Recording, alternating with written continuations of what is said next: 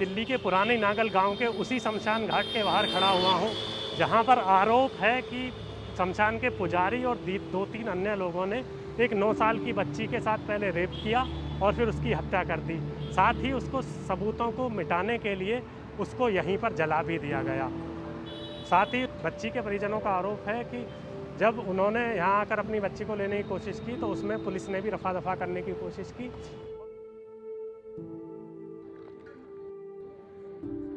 हमारे साथ हैं टीना वर्मा, जो सामाजिक कार्यकर्ता हैं और यहाँ पिछले 2 दिन से भूख हड़ताल पर भी बैठी हैं। इन्होंने एक पोस्टर लिया हुआ है जिसमें एक गुड़िया का ये फ़ोटो है और ये लिखा है, मेरी इंसाफ की लड़ाई में आप मेरी आवाज़ बने, जस्टिस फॉर गुड़िया। टीना जी, आप यहाँ कई दिन से एक्टिव हैं, आपको इस केस के बारे में आपका जब आपने सुना तो आपने कैसे? देखिए, मेरी तो रूह कांप गई। एक 9 साल की लड़की के साथ 4 लोगों ने इतनी बर्बरता के साथ बलात्कार किया कि उनको शर्म नहीं आई बिल्कुल भी। उनकी पोती की उम्र की थी वो लड़की, और उन्होंने इस तरीके का जघन्य अपराध किया। इसकी मैं कड़ी शर्मिंदा करती हूँ, बिल्कुल निंदा करती हूँ, बिल्कुल ही निंदा करती हूँ। इस तरीके का कार्य उनको नहीं करना चाहिए था। अगर आज हम चुप रहे तो पता नहीं ना जाने इस तरीके के कार्य कितने होते रहेंगे। हम पंडितों से आशीर्वाद लेते हैं और आज पंडितों के द्वारा ये काम किया गया। इससे ज़्यादा शर्म की बात और क्या हो सकती है?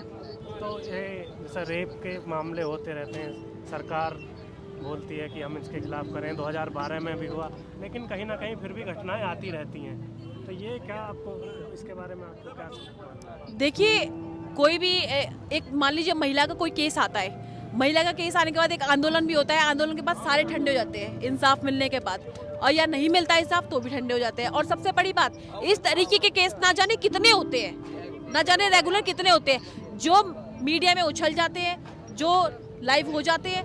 सोशल मीडिया आज के समय में एक ऐसा माध्यम है जो एक बार लाइव चला दे तो जाहिर सी बात है सोशल मीडिया में पूरा छा जाता है। और ये केस सेम ऐसा ही था, क्योंकि मैंने भी ट्विटर पे देखा था ये केस। और इस बच्ची से मैं वीरवार को हमेशा मिला करती थी, ये बाहर बैठ के भीख मांगा करती थी, और कई बार हम इसको खिलौने भी देके गए हैं। बहुत प्यारी बच्ची थी, मासूम सी बच्ची थी, और इस तरीके से इस बच्ची के साथ हो जाएगा ये मैंने बिल्कुल नहीं सोचा था, क्योंकि वो बच्ची रेगुलर वहाँ से पानी लेने जाया करती थी। वो एक दिन क्या था कि उनकी दरिंदगी इस तरीके से जाग गई कि उन्होंने इस तरीके का अपराध किया।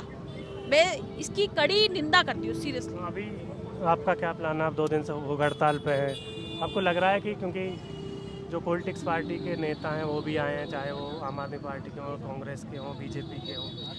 देखिए, सरकारें सोई हुई है। कोई कह रहा है कि 6 महीने में इंसाफ मिल जाएगा, कोई कह रहा है 7 महीने में इंसाफ मिल जाएगा। पोक्सो केस है और फास्ट ट्रैक पे लगाया गया है। मेरे हिसाब से इंसाफ जल्दी मिलना चाहिए। जब ये बातें क्लियर हो गई है कि लड़की के साथ रेप हुआ है, आपने रेप की धारा भी लगाई है, इसके बाद आप कैसे कर सकते हो? इतना लेट कैसे केस को कर सकते हो? 6 महीने, 7 महीने, आप साल 2 साल भी बोल रहे हो। इस केस के बाद फिर से दिल्ली में, राजधानी में जो महिला बच्ची हैं उनकी सुरक्षा पर फिर एक सवाल कहीं ना कहीं खड़ा हो गया है। बिल्कुल। तो कहीं मैं इसके बारे में यही कहूंगी, हमारे देश के माननीय प्रधानमंत्री नरेंद्र मोदी जी ने एक ट्वीट भी नहीं किया है। बहुत शर्म की बात है। ओलंपिक गेम के बारे में लिखा जाता है कि सुबह से शाम तक पूरा ओलंपिक का गेम देखा गया, और उसके बाद एक बच्ची के लिए आपसे एक ट्वीट नहीं लिखा गया। आप एक बार यहाँ आ भी जाते तो बहुत बड़ी बात हो जाती शायद। और शायद अभी कुछ कम संख्या में लोग दिख रहे हैं, बहुत ज्यादा संख्या में लोग होते हैं। मेरे हिसाब से भगवे चोले वाले तो यहाँ नजर ही नहीं आ रहे, मुझे बिल्कुल नजर नहीं आए। फिर अभी इसमें क्या देख रही हैं आप इस केस को? मैं इस तरीके से देख रही हूँ कि मैं बस एक ही बात चाहती हूँ प्रशासन से कि हमें इंसाफ चाहिए, और हम न्याय की लड़ाई लड़ते रहेंगे, और अपना अनशन मैं जब तक चालू रखूंगी जब तक हमें न्याय नहीं मिल जाएगा।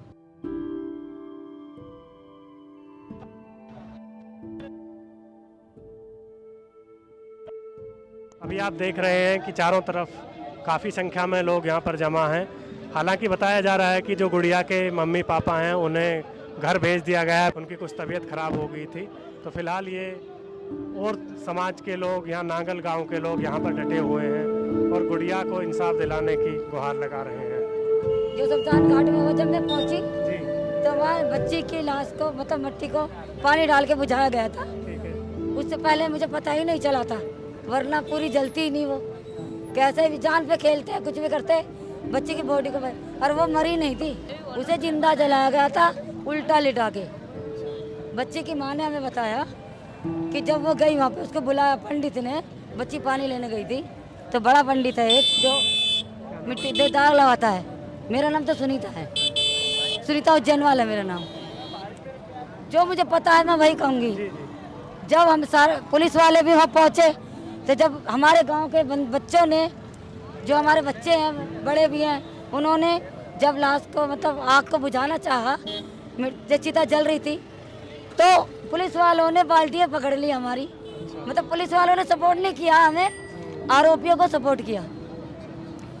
उन्होंने ये चाहा कि पूरी तरह से मिट्टी पूरी जल जाए, लेकिन ऐसा कहाँ हुआ। मेरी भाभियाँ भी घर पर हैं, अभी गई हैं यहाँ से, उन्होंने पैर पकड़कर खींचे। इससे पहले कभी ऐसी घटना हुई है? इससे पहले 1 महीना पहले कोई बाहर की लड़की थी, उसके साथ भी यहाँ रेप हुआ, लेकिन उसकी आवाज़ को भी दबा दिया गया। आरोप लगाया मिलिट्री के ऊपर, तबकि पुलिस वालों ने एक काम किया था उसके साथ, पता भी चल चुका था हमें, हमारी कोई सुनवाई नहीं हुई, हमारी आवाज़ को दबा दिया गया। अभी तो जो आरोपी हैं उनको पकड़ लिया गया है, पुलिस ने कहा है। हाँ, तो सुनने में आ रही है, हमने देखा नहीं है उन्हें कि वो बंद हैं।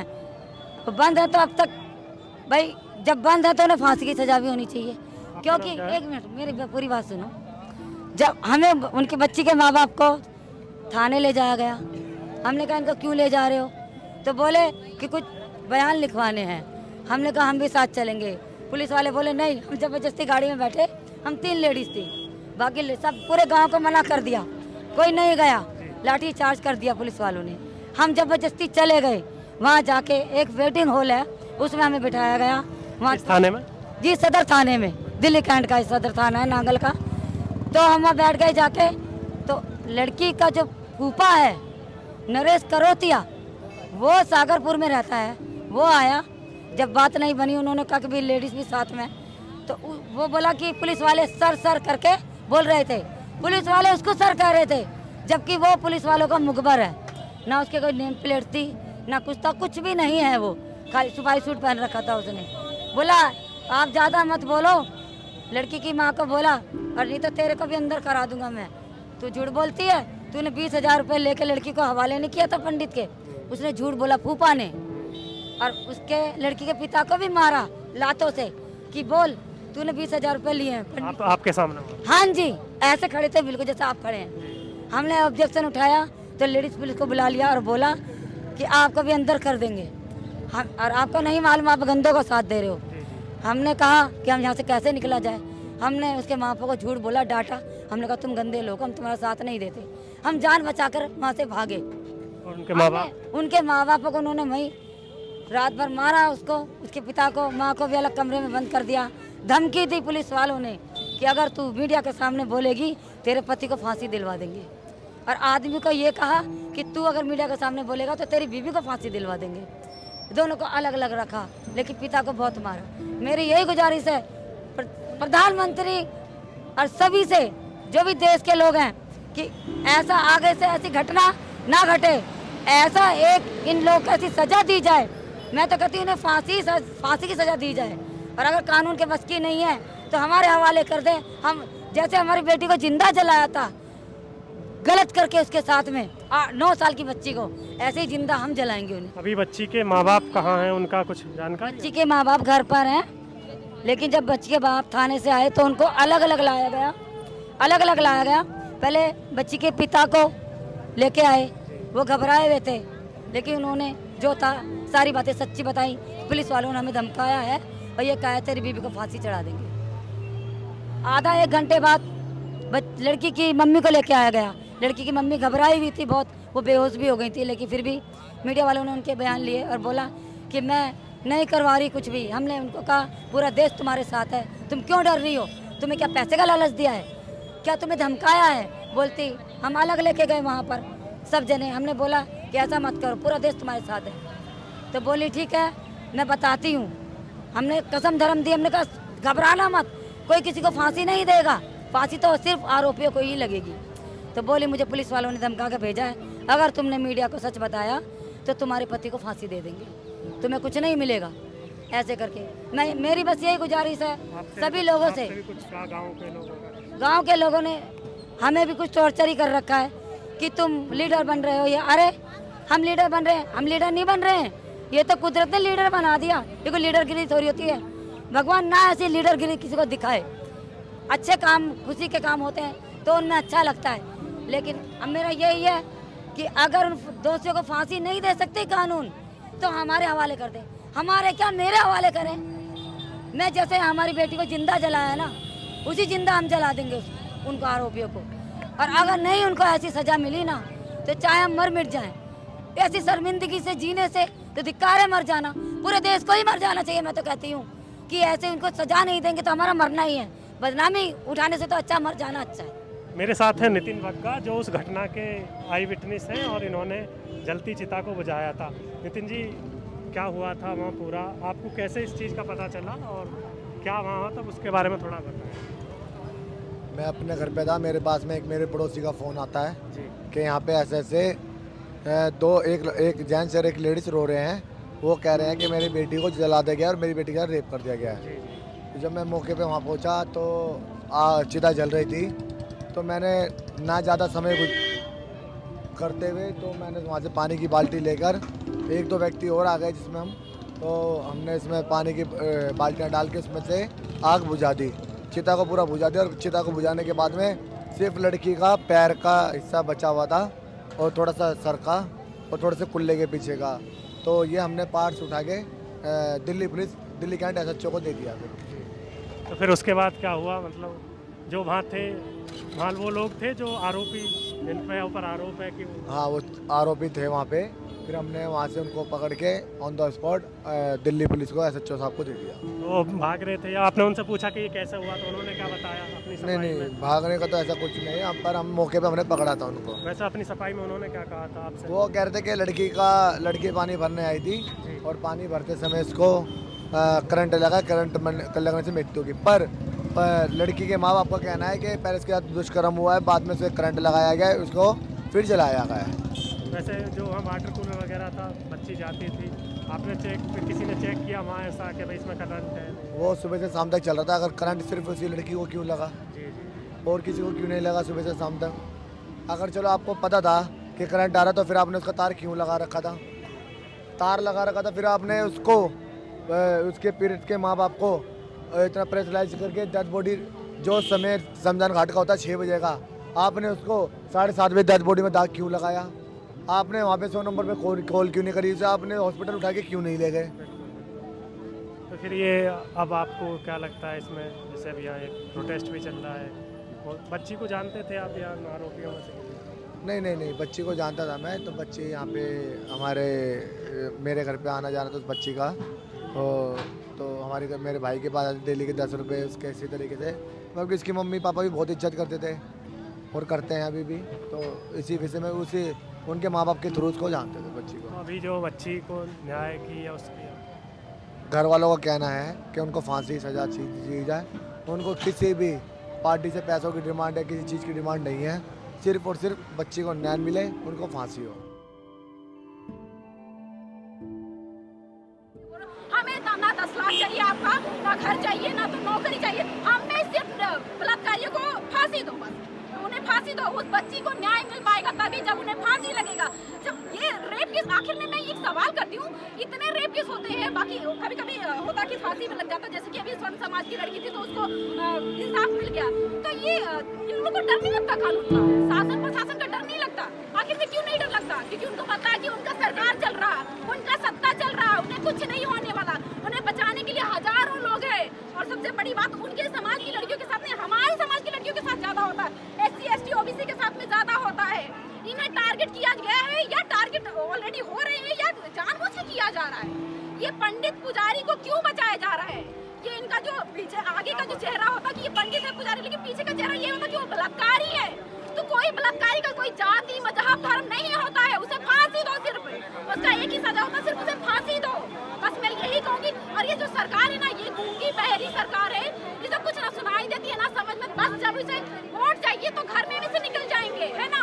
लाखों लाखों करोड़ों का ये तो ऐड करवाते हैं खाली कि बस इन्हें सिर्फ जीतना है सत्ता। इनकी जब बहन बेटियां हैं नहीं तो इन्हें क्या फर्क पड़ता है, किसी का इज्जत लुट रहा है, कोई मर रहा है, इन्हें किसी ये भाई ऐसे आम पब्लिक की कोई किसी का जान जाता है उन्हें क्या फर्क पड़ता है, उन्हें कोई फर्क नहीं पड़ता है। इसीलिए सारे लोग अभी बहुत टाइम है, एक हो जाओ, नहीं तो हर लड़की के साथ में रेप होगा और कोई नहीं बचा पाएगा, खासकर दलित समाज की लड़कियों के साथ में। इसीलिए आपको सीता बनने की बिल्कुल जरूरत नहीं है, आपको फूलन देवी बनने की जरूरत है। मेरा नाम गीता देवी है जी, तो क्या हुआ था इसके बारे में थोड़ा सा? जी। हमारी बच्ची के साथ में कुकर्म हुआ है, 4 बंदों ने किया है। पानी लेने के लिए गई थी वाटर कूलर से, हमेशा जाती थी। बच्चे का ऐसा नहीं पता कि भाई ऐसा कुछ हो जाएगा, पर वो बस माँ से गलती होगी थोड़ा सा, भाई बच्चे को रात छोड़ दिया, बच्चा ही थी चली गई। तो 4 पंडितों ने गलत व्यवहार किया उसके साथ में, बलात्कार किया। और आज हमें उस बच्ची के लिए इंसाफ के लिए हम बैठे हुए हैं इधर। कृपा करके हम लोगों को इंसाफ मिले, कातिलों को जल्द से जल्द फांसी मिले। बाकी वो आप उनके फैमिली के बारे में? फैमिली उनकी बहुत गरीब से है, बहुत बेचारे, मतलब ये लगा लो कि मेहनत मजदूर करके कूड़ा वगैरह बीन के नहीं मांग भी के अपना गुजारा कर रहे थे वो लोग। बाकी अच्छे परिवार है, ऐसी कोई बात नहीं है, माँ बाप दोनों अच्छे हैं। और बच्चे के साथ लोगों ने जो किया है, दुर्व्यवहार जो किया है, ये अच्छा नहीं किया। मैं ये जानती हूँ कि जल्द से जल्द हमारी बच्ची के लिए इंसाफ मिले और कातिलों को जल्दी जल्द सजा मिले। कुछ और महिलाएं हैं हमारे साथ। जी, आपका नाम क्या है? मेरा नाम विमलेश है सर। आप क्या कहना? मैं दिल्ली कैंट से आई हुई हूँ और मैं उसी दिन से यहाँ पे उपस्थित हूँ जिस दिन से उस बच्चे के साथ में ये गलत किया गया है। और सर मैं ये कहना चाहूँगी कि हर एक संगठन यहाँ पे डट के बैठा हुआ है, ठीक है। और राजनीतिक आदमी यहाँ पे आ रहे हैं, जैसे बीजेपी है, कांग्रेस है, आ रहे हैं और चले जा रहे हैं। मुझे नहीं लग रहा कि वो कुछ कार्य उसके हित में करना चाह रहे हैं, क्योंकि यहाँ पे पॉलिटिक्स ज़्यादा हो गई है। मुझे यहाँ पे 3-4 दिन हो गए बैठे हुए, 5 दिन हो गए, ठीक है। और मैं लगातार अपने संगठन से यहाँ पे बैठी हुई हूँ और मैं इस चीज़ को देख रही हूँ कि ये मेरे साथ जितनी महिलाएं हैं गांव की, उसी दिन से पूरे समर्थन से उस बेटी के साथ बैठे हुए हैं ताकि उस गुड़िया को इंसाफ मिल सके। तो आपको क्या लगता है क्या करना चाहिए? आपको लग रहा है कि जो पॉलिटिक्स पार्टी आ रही हैं वो तो राजनीति कर रही हैं, हाँ तो जी। किस तरीके से? सर मैं तो वही कहना चाहूँगी कि अगर आपको समाज से गंदगी साफ करनी है तो ऐसे दरिंदों को ना कोर्ट या कचहरी में ना घसीट के उन्हें सीधा फांसी लगा दिया जाए या चौराहे पे उनको लटका के गोली मार दी जाए। अगर सरकार इसमें हमारे साथ समर्थन में है, इस समर्थन में है और हमारी आवाज़ सुनना चाहती है, जब भी बेघर के से बेटियां, औरतें खुली आज़ादी से बाहर निकल पाएंगी और खुले समाज में चल फिर पाएंगी। अगर ये डर भय इन लोगों में नहीं बैठाया गया कि आप किसी की बेटी के साथ इस तरीके से करोगे तो आपको बीच चौराहे पे लटका के गोली मार दी जाएगी, क्योंकि इंसाफ तभी होगा सर।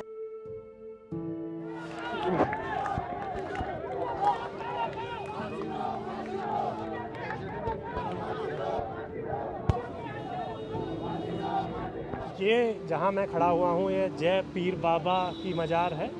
वह बच्ची यहीं खेलती रहती थी और यहीं से वो उधर शमशान घाट पर पानी पीने गई थी। ये हमारे साथ हैं जो उस बच्ची को जानते हैं, इनके बाद से बात करें। आप उस बच्ची के बारे में जानते हैं क्या? हाँ जी, यहीं खेलती रहती थी बच्ची, हमारे पास ही सारे बैठते थे यहाँ। उसकी मम्मी सुबह आ जाती थी 7 बजे, अच्छा। यहीं झाड़ू वाड़ू मारती थी, सफाई वफाई करती, तो बच्ची यहीं खेलती थी। तो उस दिन क्या हुआ था? उस दिन तो भाई मैं सुबह आई थी भैया, पानी भर के अपने घर चली गई। थोड़ी देर 1-1.5 घंटा बैठी मैं यहाँ, फिर अपने घर चली गई थी। शाम को खबर मिली थी कि भाई उसके साथ ऐसा हुआ, गांव में आके वो हल्ला मचा है। तब गांव वाले भाग के इधर आए तो उस बच्चे निकाल रहा है, कह रहे उसकी मम्मी बता रही थी कि भाई पायल को जला दिया। वो बच्चे का नाम पायल था ना, तो उसको जला दिया। तो वो सब ये लोग पूछने लगे किसने जला दिया, किसने जला दिया, कहते शमशान घाट में जला दिया। यही पता चला था हमें भी। आप भी यहीं रहते हैं? हाँ जी। अच्छा, तो ये जो बच्ची थी उसको आप जानते हैं अच्छे से? कैसे? हाँ जी, सभी जानते भैया, जितने भी बैठते इधर, अच्छा, क्योंकि नांगल के अंदर ही रहते थे। अच्छा।